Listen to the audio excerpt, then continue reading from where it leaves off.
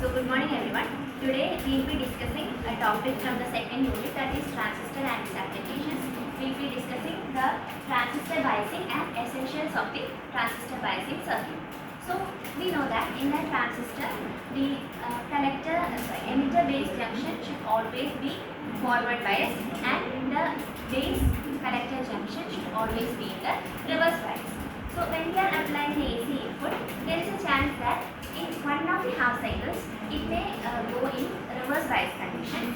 So it will lead to unfaithful amplification. So we have to make the amplification correct. So the process of correcting this amplification is called faithful amplification. And for that, we put a voltage which is known as bias voltage to make the amplification correctly forward biased.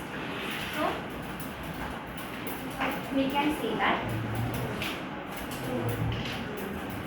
when the DC voltage known as the bias voltage is applied to a transistor to make it the cycles forward bias and the collector base junction reverse bias, this process will be called transistor biasing.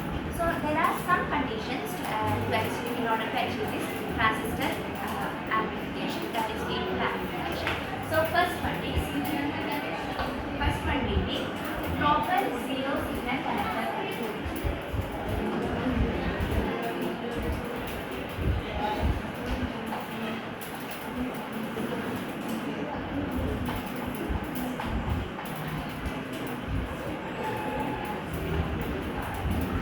Proper zero signal connector current. Then the second will be minimum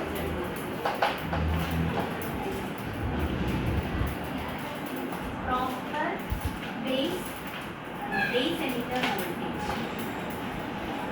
Base emitter voltage at any instant.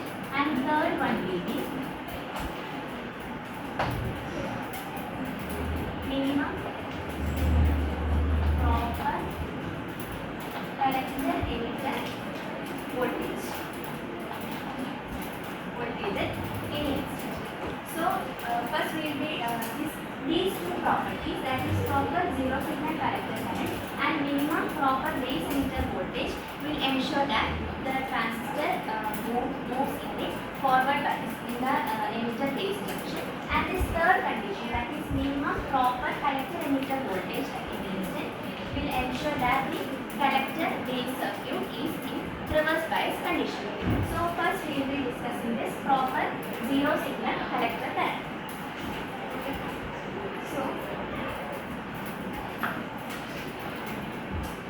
So first we will be drawing a circuit, that is NPN circuit. So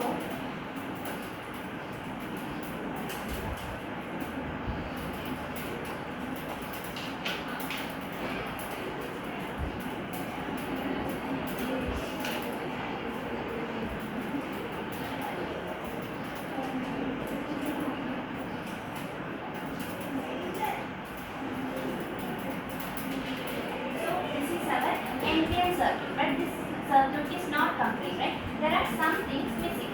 This is the resistance and this will be AC. Okay. So in the positive half cycle, base will be positive with respect to the emitter and it will be in the forward bias condition. So current will be flowing to the collector region, and in the other cycle, that is in the negative half cycle, the base emitter junction will become reverse biased. So there will be no current flow and we will not get any output. But this should not be the case, because the collector should always gain the electrons from this emitter and should have current. So in order to correct this transistor, what we will do, we will apply a voltage at the base. That will be, so this is unfaithful amplification.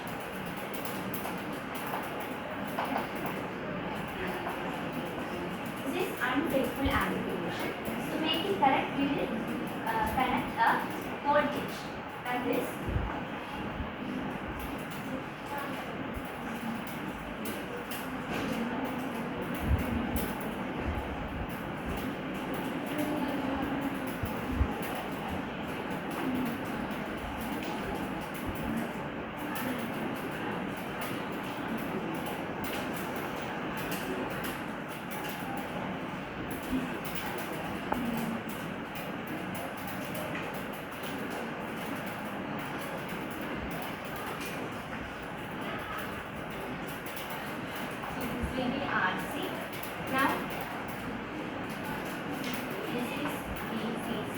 and voltage applied is VBE. And in which direction IC will flow? So in which direction IC will be flowing? This IC will be flowing in this direction. So this will be IC and this will be IE and this will be IB.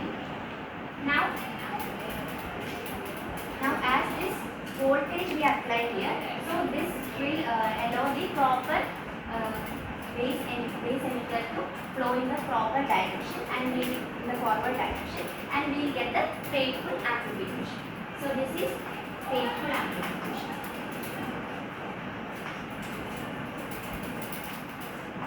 This is faithful amplification.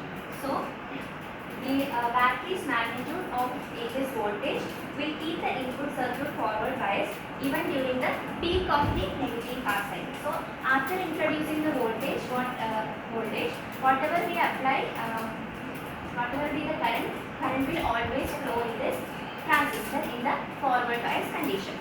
So we can say that when no signal is applied, a current IC will be flowing in the collector circuit due to this voltage applied, and this process will be known as the zero signal collector current. So even when we are not applying a signal, due to the presence of this voltage, that is VDB, current will be flowing in the IC. So this process is known as this thing is known as the zero signal collector current. One thing to note is that the value of this zero signal collector current should be at least equal to the maximum IC due to the signal error. So when zero signal is applied, the current here must be at least equal to the current that is applied when signal was given. So we can say that the zero signal IC, zero signal collector current must be at least equal to the maximum collector current due to the signal.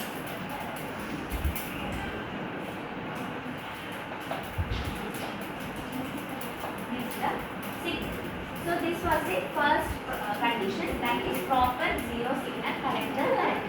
Now the second property is proper minimum base emitter voltage.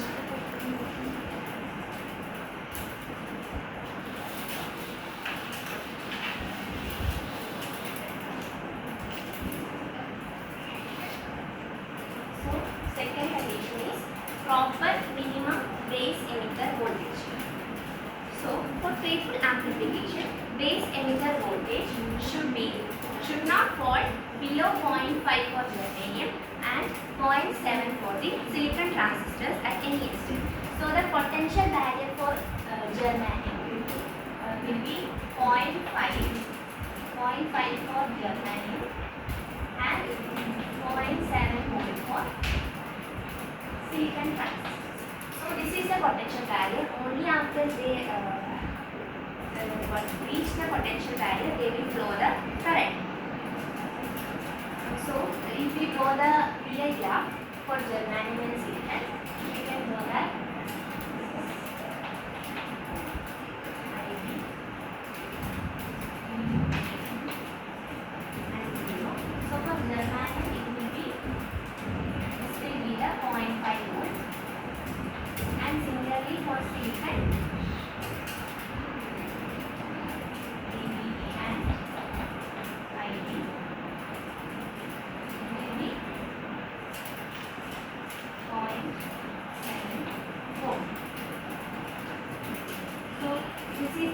second condition, that is it should have a minimum base emitter voltage.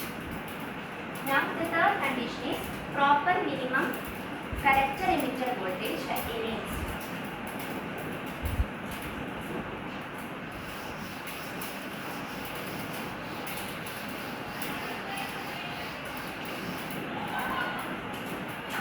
So we are now seeing the third condition, that is minimum proper collector emitter voltage at any instant.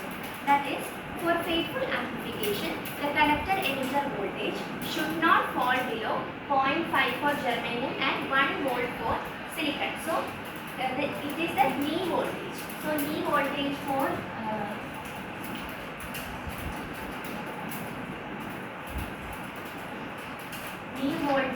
germanium is 0.5 volt, and for silicon it will be 1 volt. So when the voltage at the collector emitter will be very low, collector junction will not be properly reverse biased, and thus collector will not be able to attract the electrons. Collector attracts the electron, right? So here collector will not be able to attract the electrons that is passed by the emitter, and there will be a greater portion of them will go to the base. When the collector cannot gain more electrons, the electrons will go to the base, which will lead to unfaithful amplification. So the value of the beta will fall in that case. That is, beta we learned as IC by IB. This is the current gain. So current gain will be reducing. So what we should do? So the collector emitter voltage should be always greater than this knee voltage. This is the knee voltage, and collector emitter voltage should be greater than this knee voltage to make the collector base junction properly reverse biased, and value of the beta remains constant, resulting in faithful amplification. So in the third case, the collector emitter voltage should be higher than their knee voltage. So we discussed three conditions, that is proper zero signal collector current, that is when it is in faithful amplification. Even when there is no signal, current will be flowing in the region when we apply a voltage to the base. And in second condition, minimum proper base emitter voltage. So they should be at least of this voltage to have it in reverse biased condition. And in the third case, it is knee voltage, that is the collector emitter portion should be higher than this voltage, that is 0.5 volt for germanium and 1 volt for silicon, to do the reverse bias condition. So why we do transistor biasing? It is mainly to make the base emitter junction in forward bias condition and collector base junction in the reverse base condition, and it is achieved with a bias battery or associating a circuit with a transistor, and these circuits are known as transistor biasing circuits. Now we will see some essentials of this transistor biasing circuit.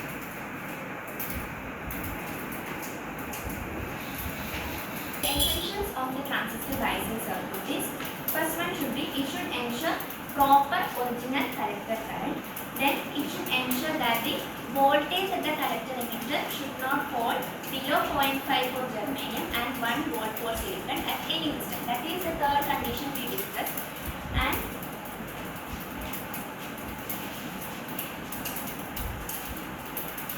And the next condition will be, it should ensure the stabilization of the operating point. So these are the essentials of the transistor biasing circuit. It is the same as we discussed the three conditions, that is related to the achieving faithful amplification. So now we will do a problem. So an NPN silicon transistor has VCC 6 volt, VCC 6 volt, and the collector load RC as 2.5 kilo ohm. Now we have to find the maximum collector current that can be allowed during the amplification of the signal for faithful amplification. And second question is minimum zero signal collector current required. So first is the maximum collector current we have to find out. So here the material given is silicon. So for silicon, the VCE should not fall below 1 volt. That is for silicon, VCE should not fall below 1 volt. So how we find the VRC, the voltage at the load? So to find that, we use the formula VRC is equal to VCC minus VCE. is already given 6 and the VCE will be 1, that we know. So it will be 5 volt. Now we have to find the maximum current. So maximum current IC maximum will be what? V by R, the formula. So V is given as 5 volt and R is 2.5 kilo ohm. 2.5 into 10 raised to 3. So we will get the answer as 2 milli. Okay, this is the maximum current at the collector. And now second question is the minimum zero signal collector current. So to find the minimum zero signal collector current, we will divide it by 2. That is IC maximum by 2. So IC maximum was 2 milliampere. So 2 by 2, that is 1 milli. So this will be the minimum zero signal collector current IC. Okay, so this is all about this topic. Now there are different methods of transistor biasing. It will be discussed later. So we discuss the 3 conditions for transistor biasing, which is needed for faithful amplification. Only faithful amplification is done. The emitter base will follow in forward bias condition and the collector base will go to the reverse bias condition. So this was all about the topic. Thank you.